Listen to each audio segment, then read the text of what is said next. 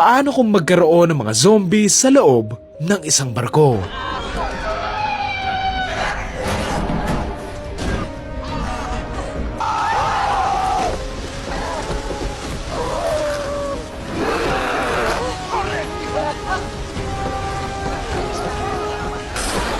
Susundan natin dito ang isang babaeng na iligtas sa isang apartment na puno ng mga zombies. Dinala nga siya sa isang barko kasama yung iba pa para makwarantin nga muna sila kung saan dito nga magkakagulo ng kumalat yung virus sa mga nakasakay dito. Kailanganin nga nilang magtago at makipaglaban sa napakaraming mga zombies at dito nga nila kakailanganing makagawa ng paraan para makaalis nga sa barko na ito bago sila tuluyang malamon at makorner ng mga zombie na ito. Title ng movie, Rec for Apocalypse. Palas nung Filipino dito siya pa yung naging unang zombie. Oh, I will admit, binalikan ko nga lang tong movie na to dahil nga doon sa currently na nangyayari. Isa rin kasi to sa paborito kong zombie movie Kung usapang zombie franchise, walang tatalo sa Recto 1 to 4. Lalong-lalo na yung 1 and 2. Sobrang goated na zombie movie ng dalawang yon. Trap sa isang lugar, tapos may tumatakbong mga zombies, tapos brutal pa. So alam mo yon, perfection!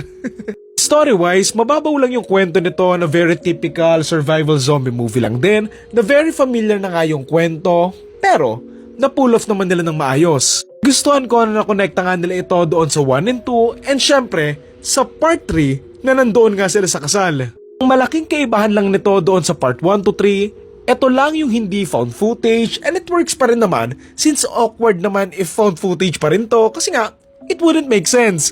Ayos naman yung cinematography, yung visuals and bawat galaw naman nila nakakatakot naman din, and syempre, malaking bagay na nakakatakot din yung mga zombies nila mismo. Pagiging agresibo nila na talagang kakagat kung kakagat sila sa'yo na isa to sa mga zombies na ayaw mong magkaroon sa totoong buhay. Gustuhan ko rin pala dito yung location na nasa isang barko nga lang sila that made the premise and the story unique, lalo na't mas dagdag to sa horror and thrill since masikip and maraming pasikot-sikot sa loob ng isang barko Saka kung magkaka-zombie tapos nasa isang barko ka, wala ka nang mapupuntahan unless makakahanap ka ng bangka or pinto tapos mag-ala Jack and Rose ka ganun.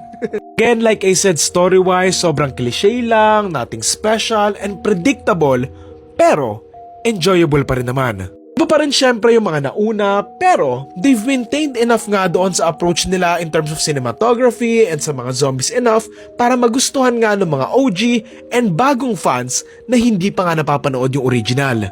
Puro kinda weird lang na sa dulo, si Nick yung nakasama nga ni Angela and parehas nga silang nakasurvive kasi nga, manak si Nick Pinapanood kaya niya si Angela habang nagbibihis, so alam mo yon, kinda icky lang on that part. Ang akala kong makakasama niya hanggang dulo yung kalbo pero ayun, interesting twist pa rin naman na nailipat na pala yung Parasite na all this time, yung kalbo na pala, yung may daladala nun. Puro lang it's kinda stupid na para nga doon sa mga sundalo and sistemang nagbabantay nga sila ng isang sobrang delikadong virus, napakawalang kwenta and loose ng security nila. Ang buong movie walang pinakitang qualified sila to handle or contain nga yung virus na oo, marami silang mga sundalo, pero alam mo yon, sa lagay nila, it's inevitable na kumalat talaga yung virus Medyo natawa din ako dito and kinda stupid lang din yung part at tinegi nga nila yung mga unggoy doon sa may taas.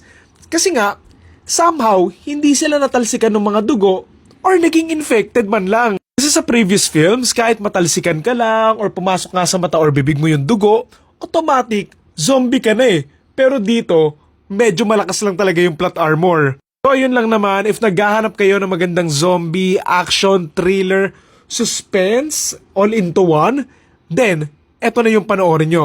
Again, ang title ng movie ay Rec for Apocalypse and ang torta rating ko for this film ay 6 out of 10.